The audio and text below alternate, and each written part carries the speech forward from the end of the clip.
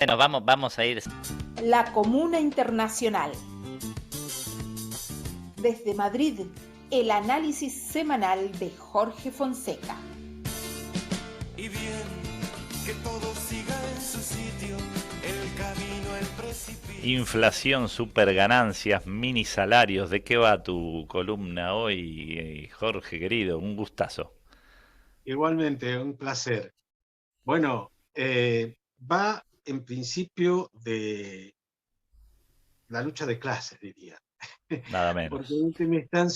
en última instancia, cuando hablamos de inflación, de lo que hablamos es precisamente de la tensión en los precios que expresa la lucha de clases. Es decir, lo que llamamos la puja distributiva, para usar eufemismos, ¿no? Es decir, precisamente el hecho de que los precios están reflejando que hay una presión por parte de los capitalistas para aumentar sus beneficios, que son los que pueden manejar los precios, y además los capitalistas, hablo un grupo reducido normalmente, los oligopolios, que configuran verdaderos monopolios porque se ponen de acuerdo, colusionan, y por lo tanto es como si fuese un monopolio y pueden fijar los precios. Y lo que le queda a los trabajadores es ir por detrás, tratando de recuperar parte del poder adquisitivo que pierden todos los días. No hay que olvidarse que los salarios, o sea, yo escucho, por ejemplo, a miembros del gobierno que dicen, no, es que los salarios le están ganando la inflación. Mentira, lo desmiento. No es así, porque los salarios se ajustan con muchos retrasos respecto a la inflación. La inflación opera todos los días. El ajuste de salarios se hace cada cierto Cada tanto. tiempo. Y durante todo ese tiempo los trabajadores han estado perdiendo poder adquisitivo, es decir, han estado ganando menos de lo que ganaban en el momento cero, digamos, de que partimos para hacer la comparación. Y por lo tanto, digamos, cuando se ajustan ese día, a lo mejor su salario, digamos, respecto a lo nominal que habían perdido, a lo mejor 6 meses o un año atrás o 9 meses, según cuando se haga el ajuste, en ese día se ponen al día, pero resulta que ¿quién les devuelve todo lo que perdieron mientras tanto? De Ese ahí día que podemos decir, recupera. Perdón, te ¿sí? interrumpía porque hablaste de lucha de clases y me parece que tu elección musical tenía que ver con un laburante, con un tema Exacto, musical bastante conocido en los 70 que lo sí, popularizaron los olimareños, pero vos propusiste una versión muy particular que yo cordobesa, no conocía, que te invito a, cordobesa, sí, sí, que te invito a escucharla, ¿te parece? perfecto, Dale, adelante, no hay Carlos. de ello.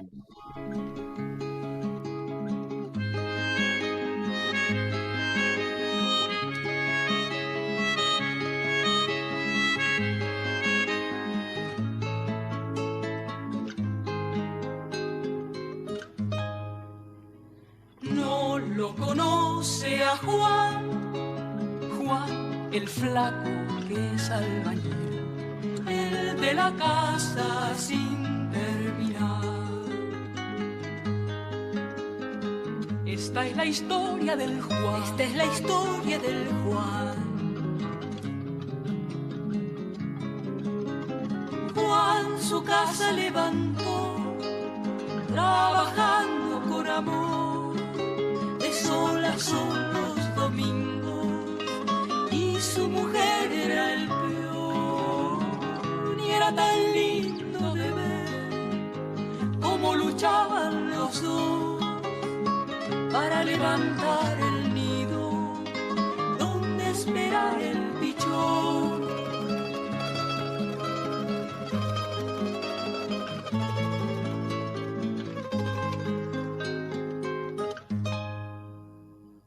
No lo conoce a Juan, Juan el flaco que es albañil, él ve la casa sin terminar.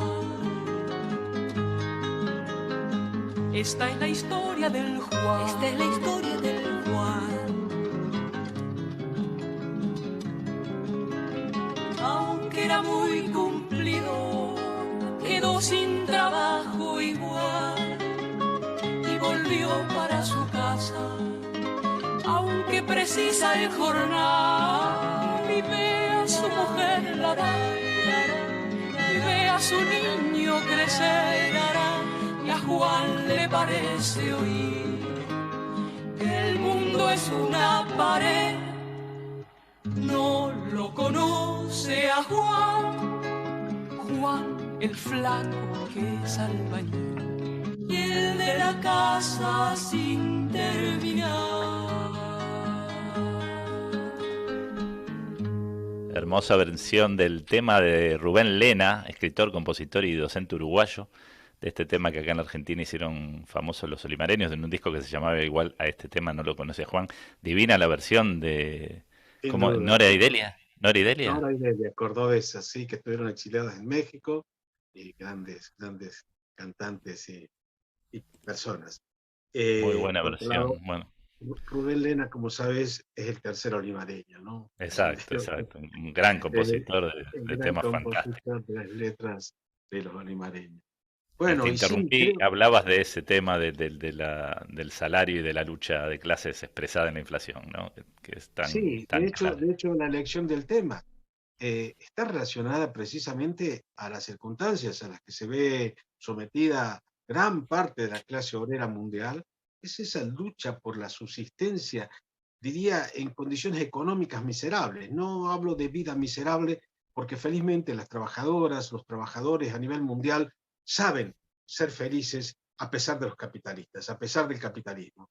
Por lo menos luchan por ser felices, luchan defendiendo la alegría, como decía Benedetti. Pero aquí lo que precisamente queríamos llamar la atención en esta presentación es que precisamente cuando nosotros hablamos de inflación, y de hecho es un problema que en Argentina es permanente, podríamos decir, no ha habido prácticamente épocas de no inflación más allá de la que en última instancia estuviese encorsetada, como fue en el periodo de la convertibilidad, pero que se expresaba de otra manera que ahora no tenemos tiempo de decir, porque en última instancia significaba también una erosión de los ingresos y por lo tanto, aunque nominalmente el tipo de cambio se mantuviese atado estable, digamos, la pérdida de poder adquisitivo se fue manifestando poco a poco. Pero decimos, ¿por qué hemos planteado esto? Inflación, superganancias, minisalarios? Porque normalmente en el capitalismo lo que hay es una permanente búsqueda de parte de los capitalistas de aumentar su cuota de beneficio, de aumentar su tasa de ganancia. Y por lo tanto, digamos, obviamente en esa dinámica intentan hacerlo por distintas vías. La primera y más fácil es a través de los precios. Pero claro, hay elementos contratendenciales, porque claro, si aumentan los precios, pueden dejar de ser competitivos. Por lo tanto, digamos, ese aumento de los precios normalmente se ve contrarrestado hasta cierto punto por esa competencia, lo cual hace que se vaya manteniendo, por lo menos en los países desarrollados, una cierta estabilidad de los precios o una relativa baja inflación, porque salvo en los momentos de depresión, realmente no hay inflación, para decirlo de otra manera. En el mundo desarrollado se considera que una inflación saludable es del 2% anual. Es decir, que incluso estar por menos del 2% no es bueno, porque está sugiriendo ya que estamos en una zona de estancamiento económico. Y por lo tanto, quiero decir, es consustancial al capitalismo. El problema es de que desde el punto de vista de la lucha de clases, hay que diferenciar lo que se da en el ámbito global, en el ámbito de los países industrializados, llamados desarrollados, y los países dominados, llamados subdesarrollados o periféricos. Y en ese sentido, país como Argentina y en general los periféricos están sometidos a circunstancias que tienen que ver con esa relación periférica de países dominados por el centro, en el cual hay un elemento fundamental que no controlan, que es precisamente la fijación de precios a nivel mundial y en el momento actual de globalización, financiarización, con mayor medida.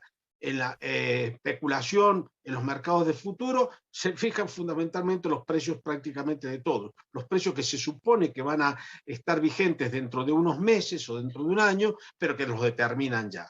Y en ese sentido, digamos, la financiarización ha convertido la especulación con todos los productos, con todos los bienes reales, los ha convertido pues, en parte del casino, ¿no? En parte de la timba a nivel mundial. Y en este sentido, cuando hablamos de superganancias, es porque en esta dinámica, obviamente, que hay una creciente captación de beneficios por parte de los grupos que dominan los mercados. Tienen realmente super ganancias y se manifiestan. Lo hemos visto incluso en la pandemia. En la pandemia, que hubo una recesión a nivel mundial, sin embargo, los grupos, y no solo los de farmacéutica, no solo los de alimentos, que mantuvieron obviamente una demanda elevada, sino a todos aquellos que tienen una base financiera, los grandes fondos financieros a nivel mundial siguieron acumulando beneficios.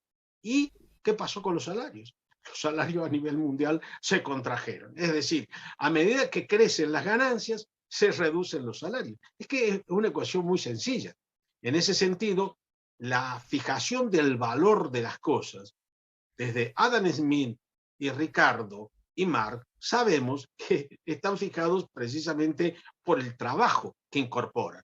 Ahora bien, los precios no reflejan necesariamente el valor, sino que son una, digamos, una expresión aproximada del valor según los otros factores que están influyendo. No voy a entrar en una disquisición teórica aquí, solamente para decir que en ese precio que gira en torno al valor, pues intervienen los factores internacionales a los que me refería, interviene la situación de condición periférica que hace que, por ejemplo, una devaluación provoque una inflación derivada de ese ajuste del tipo de cambio. ¿Por qué? Porque un país como Argentina y prácticamente toda la periferia, que importa la amplia mayoría de los bienes de consumo,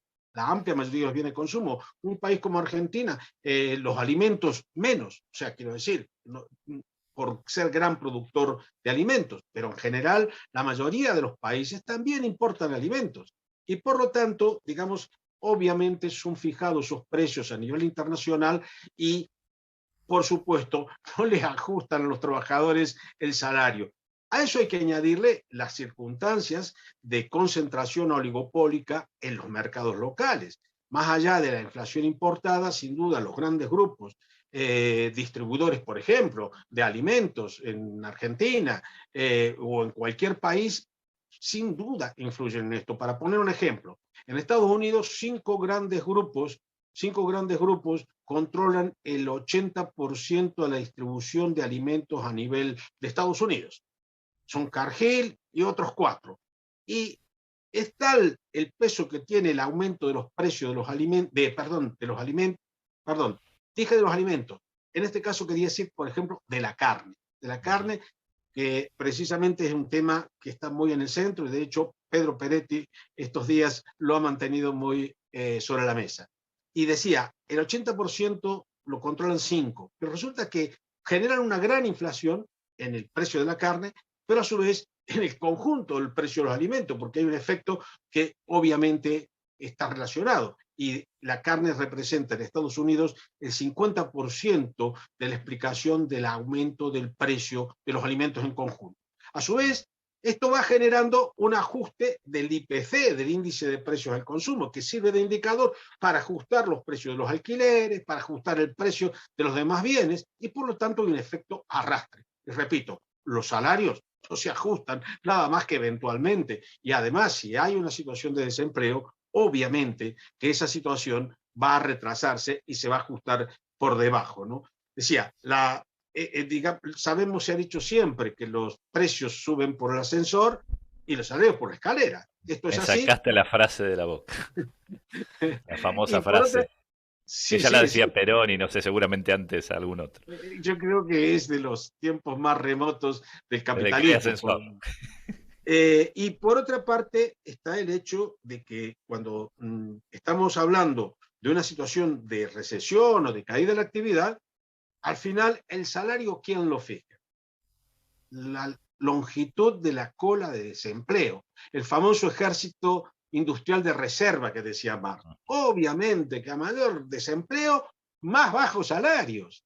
Es decir, no es el mercado en el sentido figurado, abstracto, sino concreto. Es decir, tenemos en el paro a muchas personas. Por eso el capitalismo, por un lado, trata permanentemente de aumentar la tasa de beneficios, lo hace a través de distintos mecanismos. Uno decía, era el precio, pero el más cotidiano es aumentar la tasa de plusvalía, conseguir que los trabajadores trabajen por menos. pero no es que le bajan el salario nominal, incluso en el centro, sino que lo que hacen es no pagar horas extras, por ejemplo, y entonces le extienden la jornada de trabajo, pero también no le ajustan el salario en función de la inflación, por lo tanto van perdiendo poder adquisitivo, pero a su vez, como los trabajadores tienen que pagar luz, gas, electricidad, que a su vez también es incrementado de forma recurrente, lo que ocurre es que hay una permanente pérdida de poder adquisitivo de los trabajadores. Entonces, ¿qué ocurre? Que los trabajadores, digamos, en su capacidad de presión están muy limitados, máxime teniendo en cuenta que estamos hablando de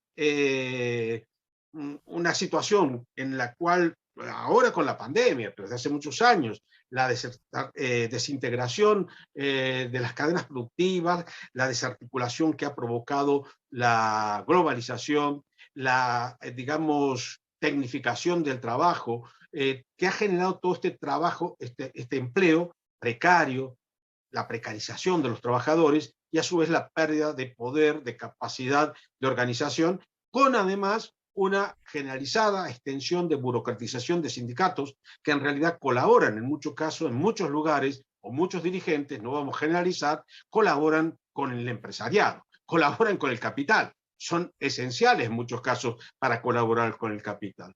Pongo un ejemplo.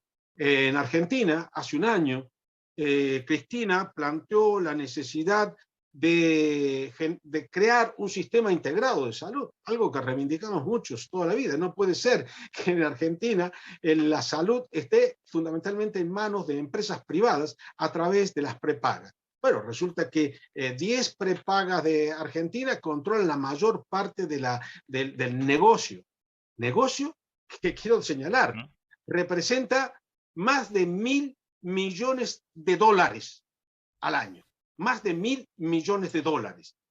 Claro, a su vez, un sector de la burocracia sindical enseguida puso el grito en el cielo, diciendo, bueno, que esto nos afecta a nosotros, a los sindicatos. No sacaron la cara, salieron, digamos, off the record.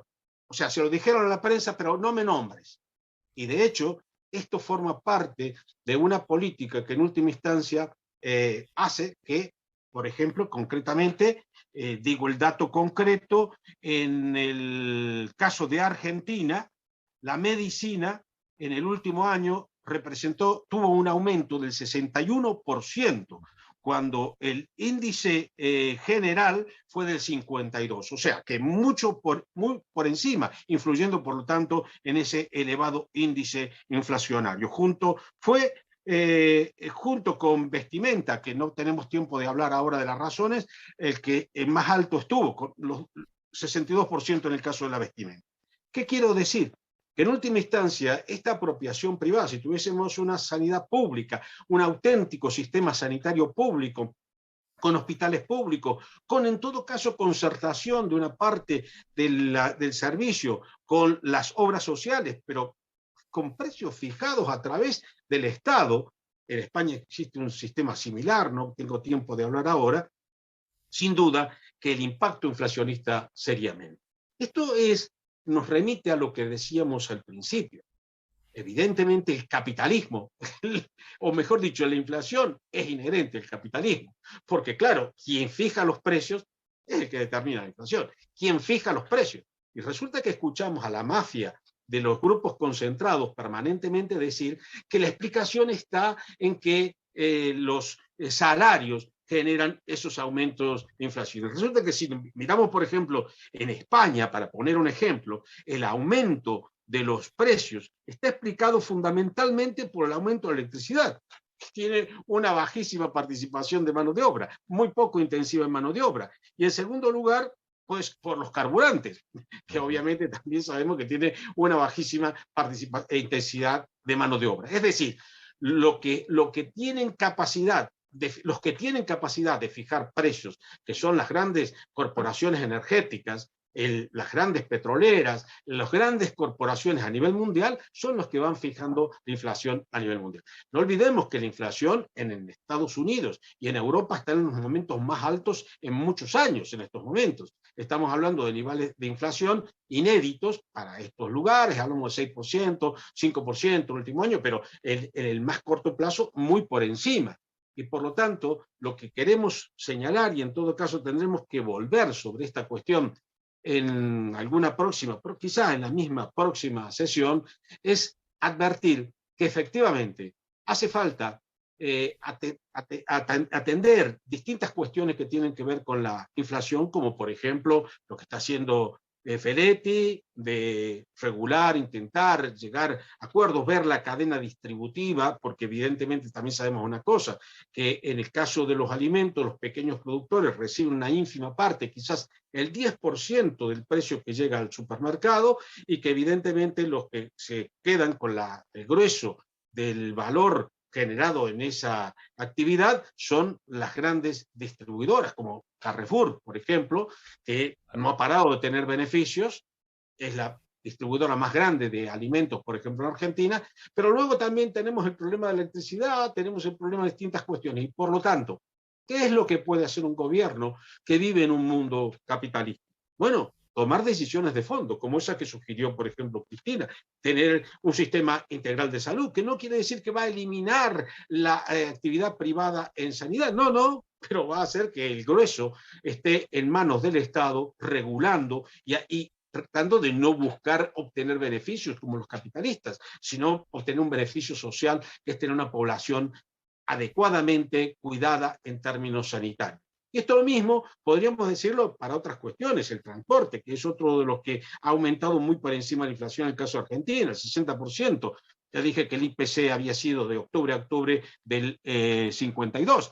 Y por lo tanto también hace falta que tengamos un sistema de transporte integral que incluya los ferrocarriles. Resulta que acabamos de escuchar la noticia ayer de que se estaba pensando en privatizar una parte de los ferrocarriles, de los pocos que se tiene, estatizar, y resulta que ahora se echa para atrás. Es decir, con estas políticas no sorprende que, digamos, el gobierno, que llegó con la expectativa de cambiar, de transformar, de darle, por lo tanto, al Estado un verdadero papel, solo lo ha reducido a repartir tiritas o curitas, como decimos en Argentina. Es decir, ante la tragedia que hay, pues bueno, repartí, vacunamos, pero, por favor, a mí me insulta si eso significa el papel del Estado. En todo el mundo el Estado vacuna, en todo el mundo. Y sobre todo, pues según el dinero que se disponga, se habrá vacunado más o menos en la periferia, el centro, ya sabemos. Sé que es la hora, pero lo que quiero decir, por lo tanto, de lo que tenemos que tomar es medidas de reforma radical que modifiquen esta situación, porque el capitalismo seguirá operando a nivel mundial, pero en el ámbito nacional sí que se pueden tomar medidas que evidentemente realmente vayan al fondo de la cuestión de la inflación. No tratar de atajar simplemente la fiebre bajándola con un poco de paracetamol. Volveremos sobre esto la próxima semana. Así bueno, que esperaremos